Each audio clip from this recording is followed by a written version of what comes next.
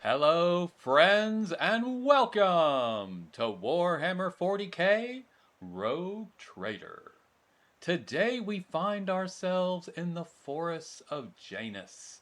We have taken out two different rebel camps.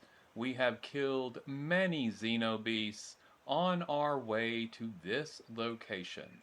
It looks to be just ahead that we have a very large ruin area, and we now know that our companion, Irliet, is in cahoots with these folks, or has been, but it seems they have turned on her, and so now she is angry and confused because she believes that they had knowledge that they were not sharing.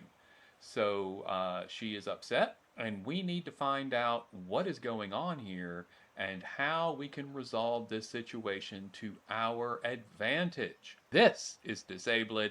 My name is Ed, and let's get into it. Let us see what I found. It looks like we've got traps right out of the gate here. These are actual demolition Success is the traps only outcome I accept. and My not warp site reveals something. these are demolition traps and not the Xeno traps that we were having to have Irliet That's identify how for it's us. done. We have a Lord Xenos right here, though. My success was inevitable. The massive statue depicts one of the gods of the Aeldari, an ancient Xenos race that once inhabited vast regions of the galaxy. It's a god of the Aeldari, and Irliet only had a 60% chance to recognize that fact. I find that highly suspicious, but okay. You do you, game. 70% check on awareness. Too hard for a simple monkey. A giant ravenous creature whose hide is pierced with spikes and spines. The skin around the growths is inflamed as if the protuberances have appeared recently, causing the creature pain. Rise Aww. to the top or get left in the dust.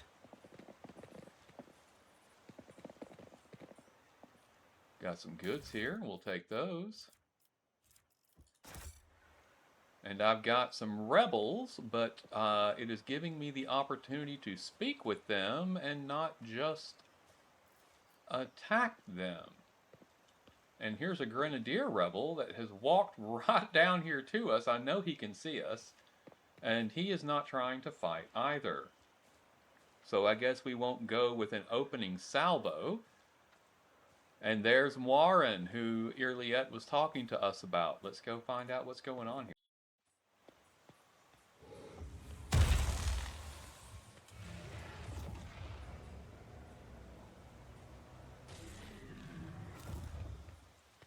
Don't.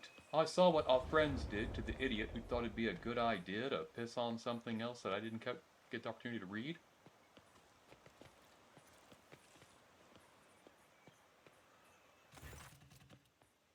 The tall being in a fine long garment turns to you, their face hidden behind the blank visor of their helmet.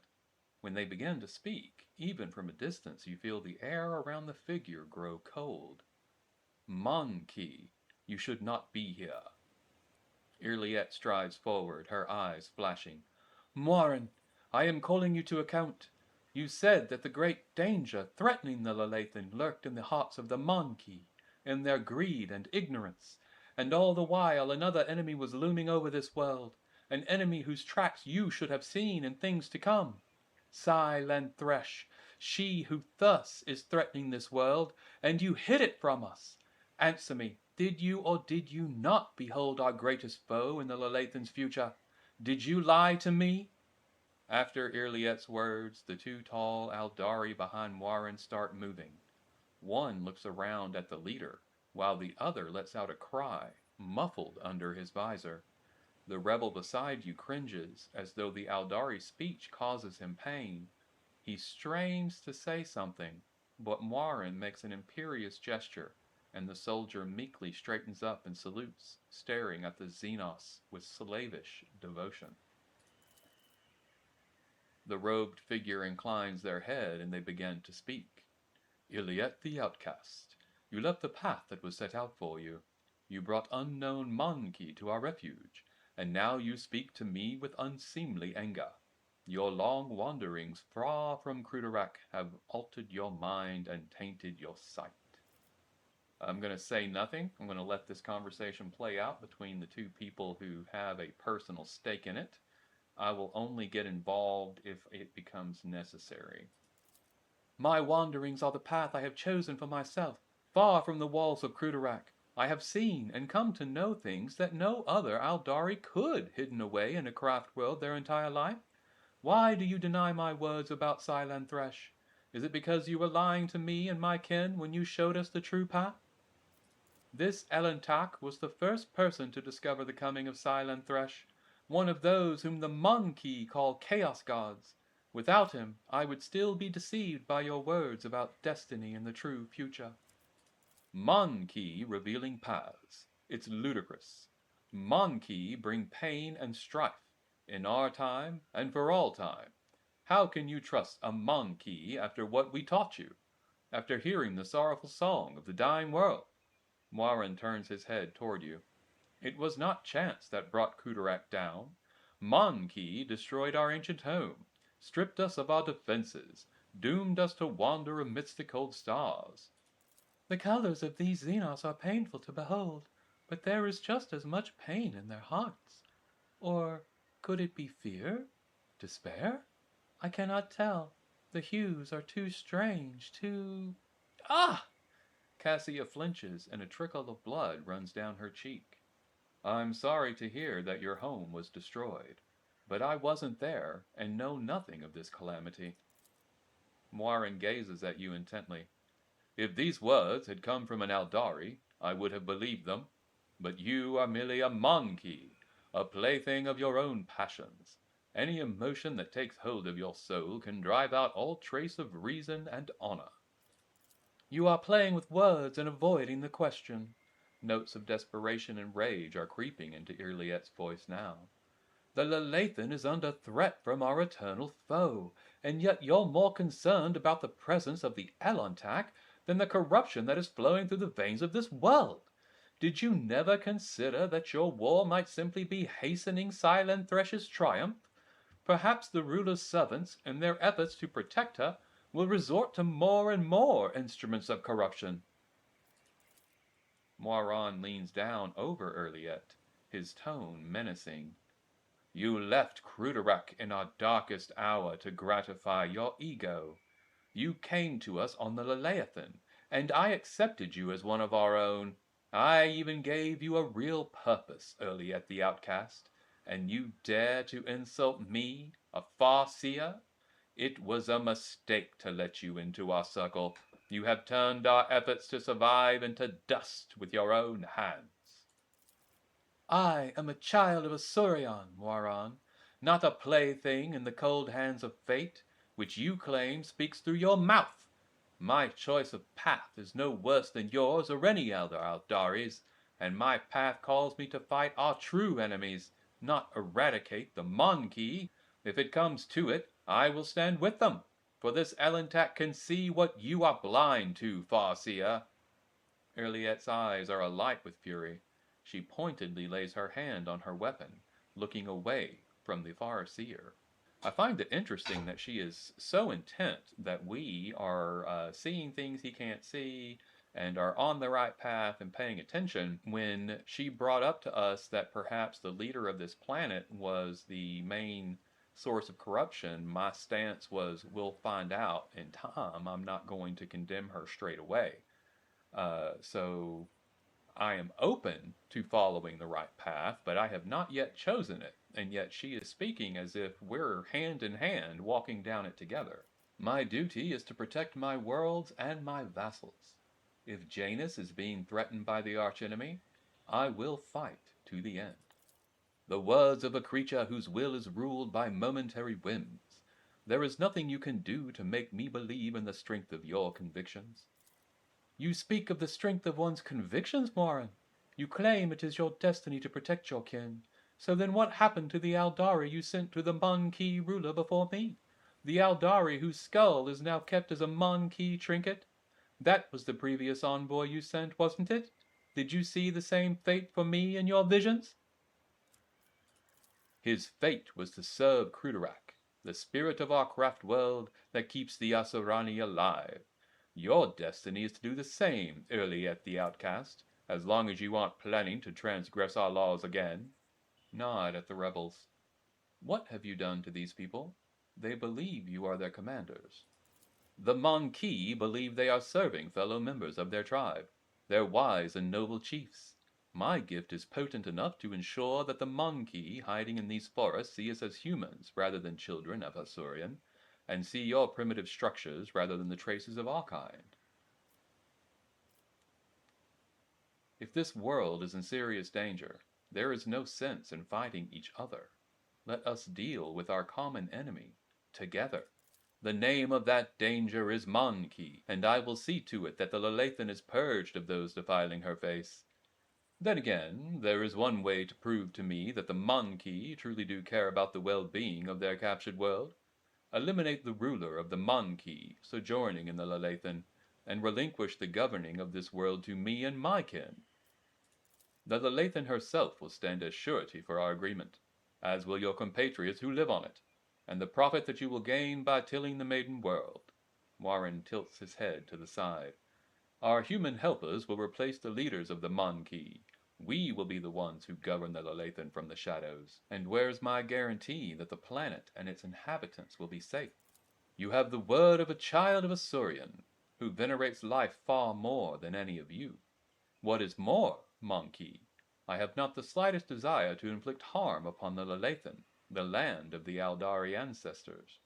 Moirin says nothing for a few moments, then adds mockingly, I suppose my demands can be considered a gift for the likes of you. You could not wish for anything better than Aeldari stewards to rule over the Monkey without bloodshed.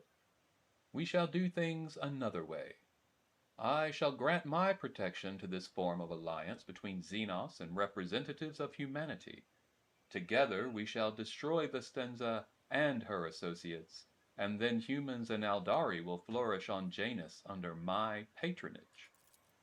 The statement predicting future success is fallacious. Security dogmas are based on extensive statistical data on confrontations with Xeno races, and there have been 0 cases of successful coexistence. This is a gross violation of every sacred covenant of the Imperium. I do not know, Gladius, what dictates this willfulness, but I promise you, Janus will face the most serious consequences. Moirin stares at you for several seconds. At last, he says, An alliance? That is how you interpreted what I said. Then again, if you prefer that word, let us call it an alliance. We will protect the Lelathan, but we will do so without violence. We will work for the interests of our race and our world through trusted Monkey, while we will remain in the shadows of the forests. This will be safer for everyone. If the Lelathan remains in our charge, I am willing to come to an agreement. We will not lose another kinsman, and we will be able to tend to this world, which has suffered so many years under humanity's yoke. As regards the ruling Monkey, Moirin makes a strange gesture, and the Aeldari behind him take off running into the forest. We will help you. The rebel nods in satisfaction. Oh, that's good. That's good. Our commander should stay in charge. They'll know what to do. They'll know what's best and what pleases the God Emperor. He speaks the last words in a barely audible whisper, wincing as if in pain from a splitting headache. Irliet gives you a long, studying look. Wait, Elentok. Before you leave these forests forever, take me with you. To the distant suns, the tale of the children of Asurian on the Lelathan is coming to an end, but somewhere out there, among the cold stars of the cosmos that your kind calls the expanse, there are others, deprived of home, lost, suffering. Irliet shuts her eyes and grief twists her finely sculpted features. We can help one another, Elentak. You will be my wings, and I your wounding spear, and your voice of reason should you encounter my kin. If that is still not enough, Irliet thinks for a moment and continues carefully. I promise you a wondrous reward, Elentak. The treasures of my world hidden in the vastness of space in exchange for the rescue of my kin. If you remain true to your word and do not go back on our covenant. And your kin from Janus do not object to sending you throne knows where to look for the survivors all on your own? Irliet opens her mouth, but Moirin cuts her off.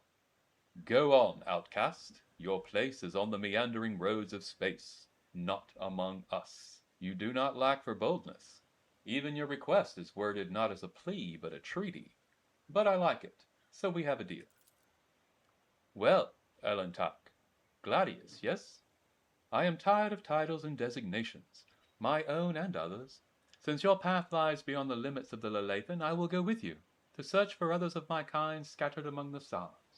Perhaps they will greet me more warmly than this brood. And remember your promise, Elentak. When we leave the Lelathan, it will be to go to the distant stars.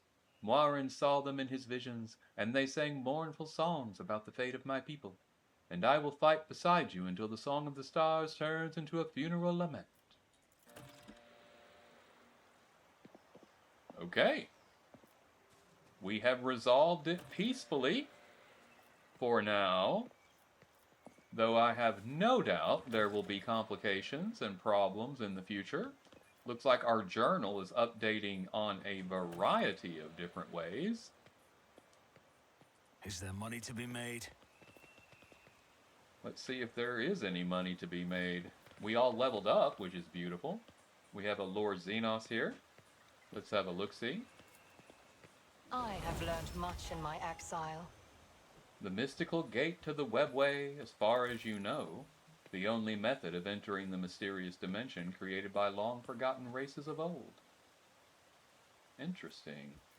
The webway is how the Aeldari travel, as opposed to humanity, which travels through the Immaterium. Interesting, interesting, interesting. Okay, well, I don't see any delicious goods. Let's Let us go not dawdle. explore around the area here, shall we? I believe we are done here, but there are goods. I knew there would be. Orthlak Mark IV. That might be an upgrade for Jai. Let's hang on to that one. See what we can find. And wow, this is not as big as I thought it would be. If we ended up having to fight these guys, I'm sure these three would have been very difficult. But other than the fact that there's not much cover, I think we would have been okay. But we are done here. Let's go ahead and get leveled up. Let me save and see what we've got for Gladius. Let's see. Last time we had our AP increase, weapon skill. We'll do weapon skill again.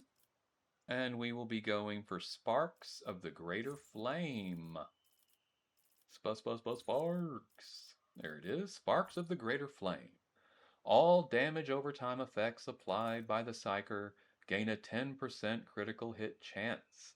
This chance is increased by all bonuses to critical hit chance. Nice. Can't complain too much about that. Okay, Argenta. We definitely want to go with... Whoa, that is not Argenta.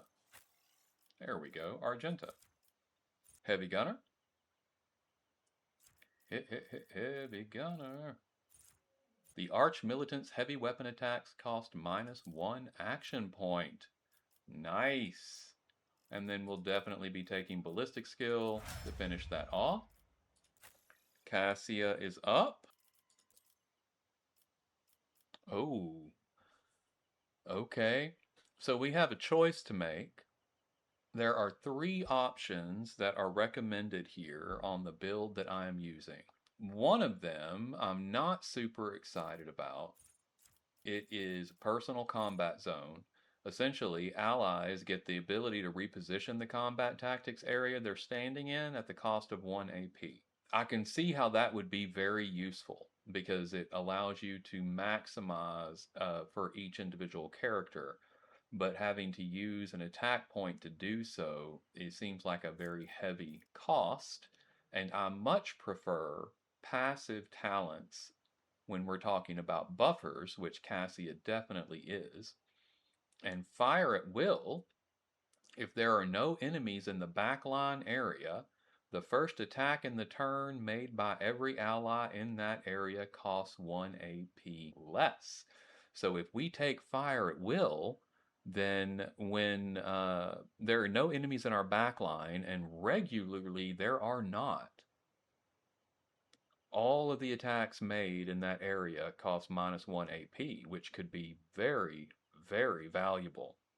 So I really like Fire at Will, and I really like the other one that we have the option to use here, which is no, not personal combat zone. We just looked at that one.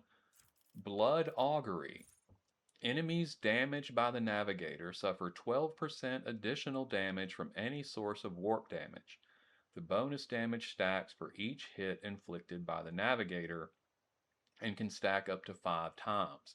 So 12%, 24%, 36%, 48%, 60% at max. Now, at the moment, Cassia does her lidless stare at every combat. We lead off with that regularly. So that would immediately be an additional 12% damage from any source of warp damage. The problem is we do not have anybody in the team right now that is focusing on warp damage. But that is going to change. I am going to change Heinrich's build. I feel like he is not giving us what we need as a melee character because he is too limited on his movement. So I am going to move him to a build that is more focused on his warp abilities.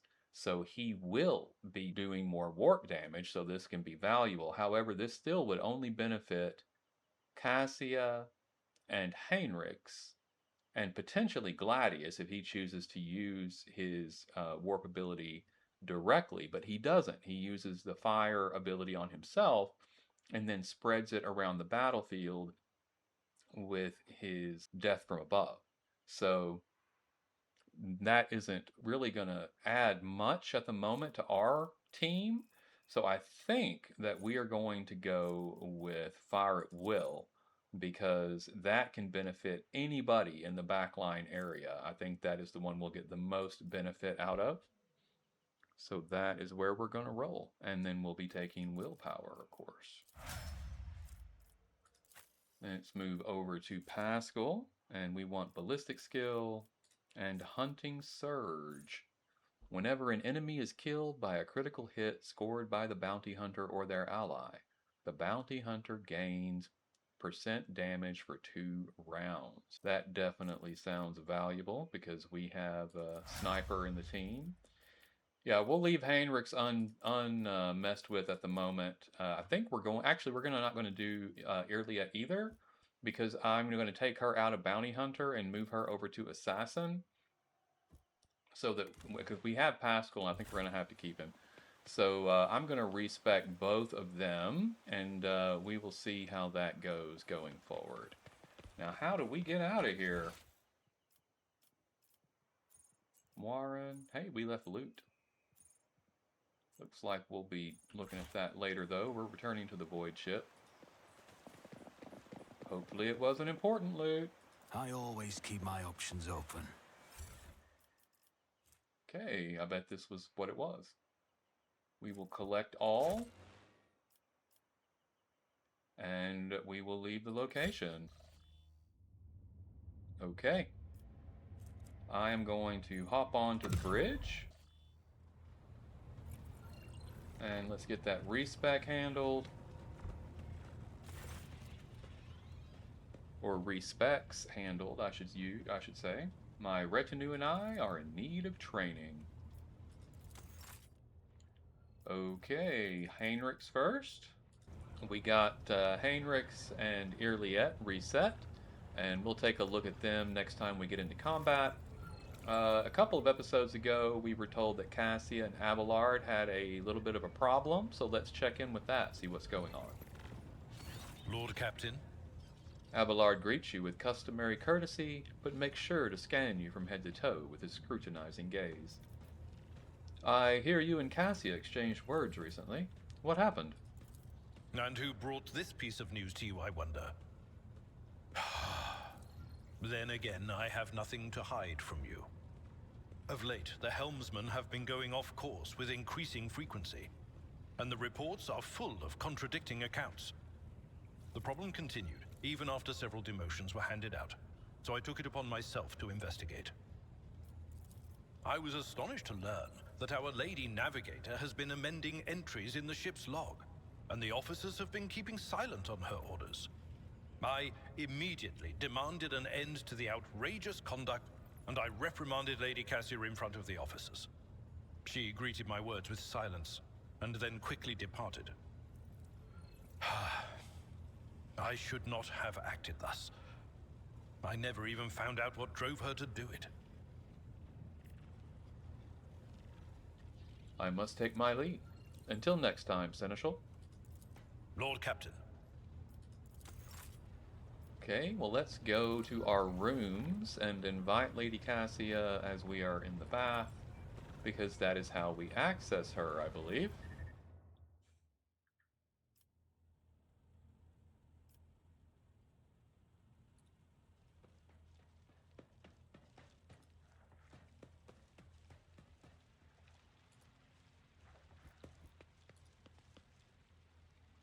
We will perform our ablutions.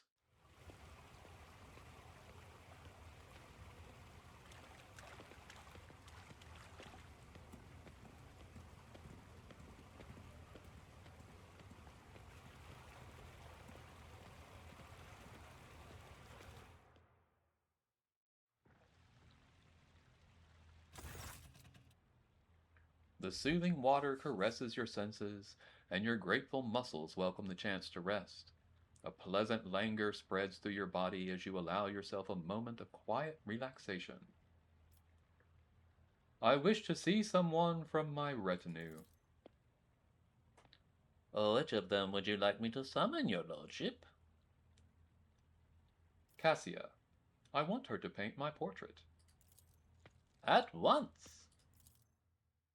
Lord Captain, it is most improper for us to be conversing in your bath chamber, and I cannot believe you wish me to paint a picture of you disrobed. I cannot. It is scandalous. This goes beyond every standard of decency. Whoops, I had misstepped. I thought this was an opportunity for us to bring people to speak with them. Apparently, that is not what it's designed for, so whoopsie doodle on my end.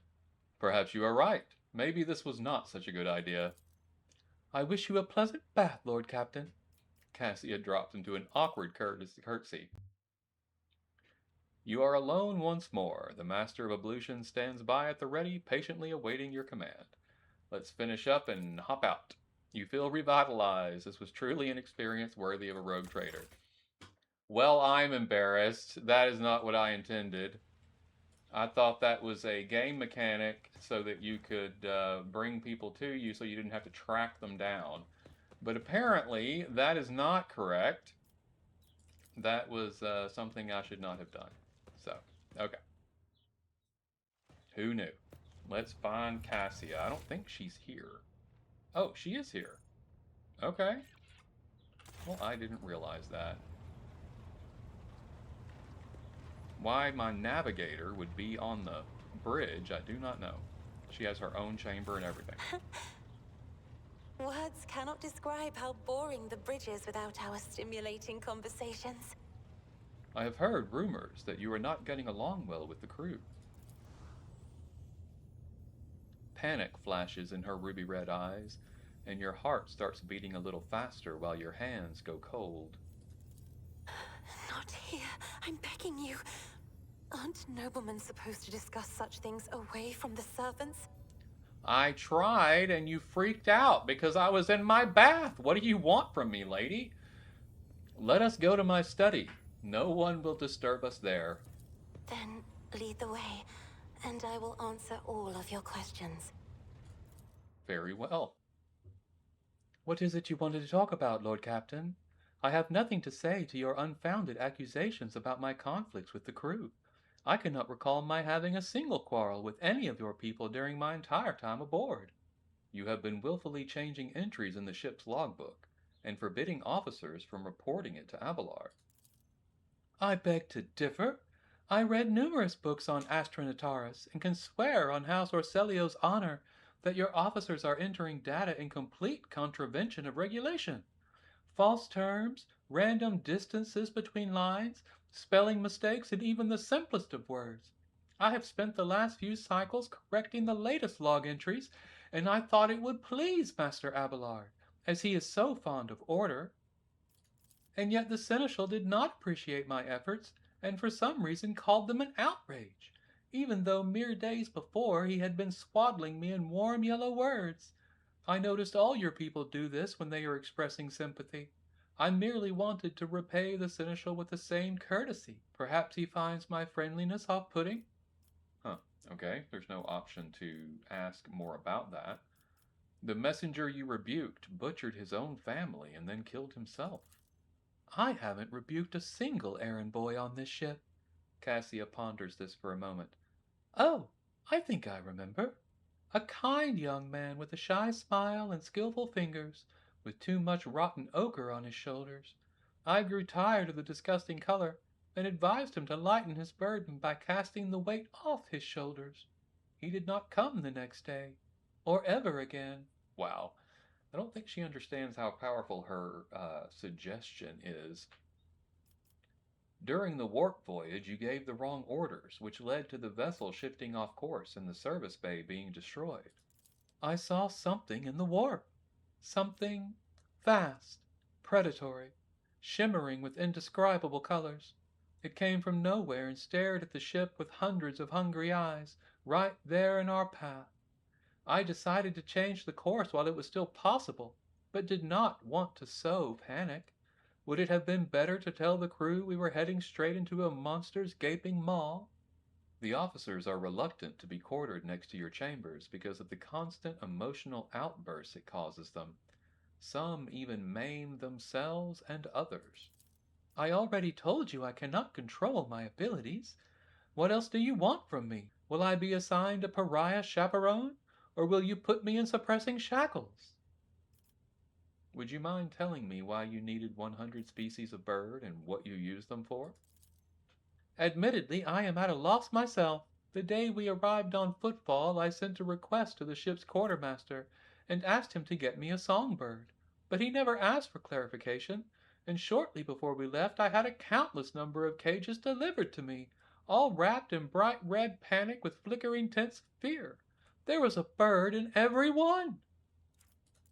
I was so excited I thought I would have 100 friends instead of just one solitary friend. They were squeaking so piteously, I let the poor things out. I even fed them my breakfast and dinner. But the stupid birds would not stop chittering even after bedtime. They were dashing about the room, smacking me in the face with their wings, and defecating. I became angry, and suddenly they started pecking at each other's eyes and then attacking me. Then I became afraid, and they fell over dead. I don't think I want to keep pets anymore. I think I have heard enough. Will you share your thoughts with me? You have a kind soul, but difficulty reaching out to people. I could teach you the art of communication if you like. That would be wonderful. My education on Yurak 5 was cut short, but I had realized by then that the wisdom of books is a poor substitute for the wisdom of experience. Very well. Since we are done with this misunderstanding, I would like to change the subject. It would only be fair for me to ask you a few questions now, wouldn't it? Cassia hesitates, and then continues in a less confident tone. Do not mistake me. I am not going to accuse you of anything. It's just you are the most worthy interlocutor on the entire ship, and you are always so busy. What would you like to ask? I read a treatise by Passius de Mobius very recently, who claimed that subjects would never believe their new ruler was better than the old one unless the old one had been a tyrant. No matter the circumstances, the low-born rabble become deluded about their prospects and rebel in favor of their base desires. What do you make of that? I'm afraid I do not have an answer. I am not familiar with the works of this scholar. Perhaps I was mistaken about the vastness of your knowledge. I hope you will be able to answer my other question with more grace. According to the 20 tomes penned by the preacher Ostak Istefan the Forgotten, wow, mercy and cruelty go through the world hand in hand, but people flock only to one pan of the scales. Would you rather inspire fear in your followers, or be magnanimous and choose awe? One must be a tyrant, a friend, and a jester to one's subjects. What matters is that to clearly discern which role is required at any given moment. I have a 45% chance of convincing her with that, but it is the better answer than any of the others, I think. You are saying strange things. I do not understand how you can even... A jester? Stuff and nonsense. Thank you for the conversation, Lord Captain. It was fascinating. I'm sure it was. Okay, well, that was interesting.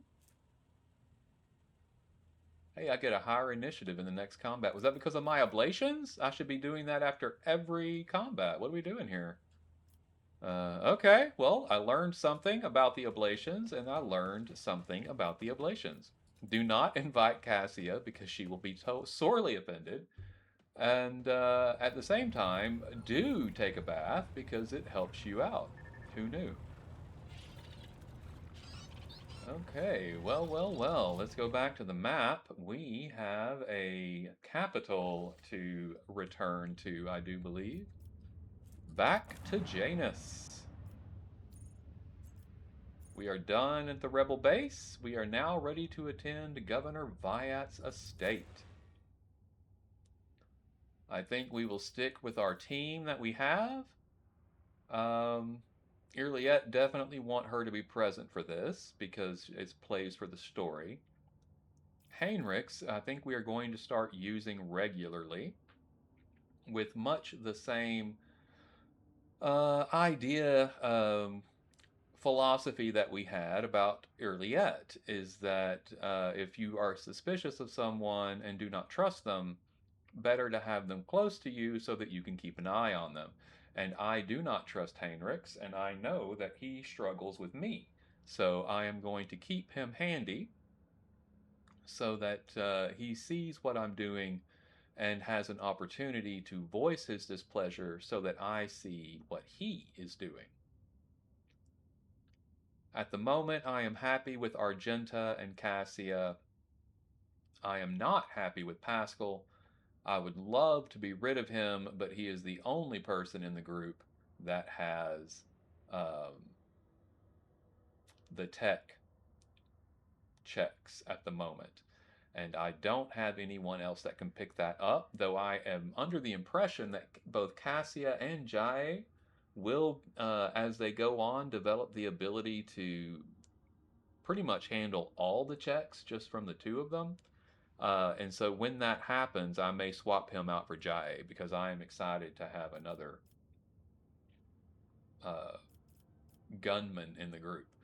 I don't feel like Pascal does good damage. He doesn't hit hard and he doesn't hit well. His accuracy is poor, and the damage he does is not very strong. So hopefully we can change that as we progress forward. But at the moment, that is where we are. All right, let's move on. We are ready for any orders, Lord Captain. Thank you, Warden. Okay, let's come out here real quick. I am going to click on We are Heinrich. here, Rogue Trader. And I am going to use the Shimmering Emulsion on him. He will permanently gain 1 psi rating and 30% more chance to trigger Perils of the Warp. It will make him more dangerous, but also more powerful. Let's see to it. And those are permanent effects. For the Shimmering Emulsion, it is recommended you either give it to Heinrichs or to Adira. Adira is already dangerous. Giving it to her makes her even more dangerous, but she is also the most powerful and would make her even more powerful. So you always have the chance that she can blow up and kill everybody in the party, but she can also do a lot of damage to the enemy. So there is definitely a give and take on that. So Heinrichs has now been adjusted to focus a little bit more. As you saw, he now has a Cyber Raven. He is going to be doing a little bit more with us, or for us, in that regard. We are going to stick with the weapons he currently has, though he did pick up Shield Mastery, so we will probably be giving him a shield. I don't know if I want to give him one just at the moment. Yes, I do want to give him a shield, so let's do that. We have Reflective Shield.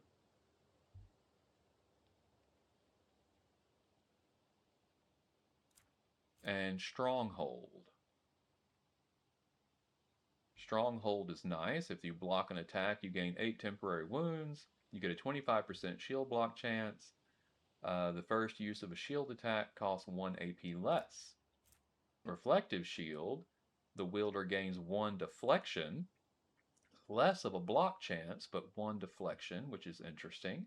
Shields allow the wielder to block attacks. The first use of a shield costs 1 AP less. So, do we want Stronghold or Reflective? I think I'm going to go Stronghold. And we want the Veil Render in our main hand, wherever that is. That's Soul Siphon, not the one I'm looking for. Veil Render, there we go. So we will now be rolling with this setup, and he can now have another med kit. Beautiful. Actually, he doesn't need it. He's already got 2 there. Let's give him some grenades, though he is not... he's probably as good at throwing them as anybody else in the party. Irliet is not going to change much. She is still going to be a sniper. She is just an assassin instead of a bounty hunter. So it is a little different, but we will see what we can see on that. I don't believe that she is very good with melee, even in this situation.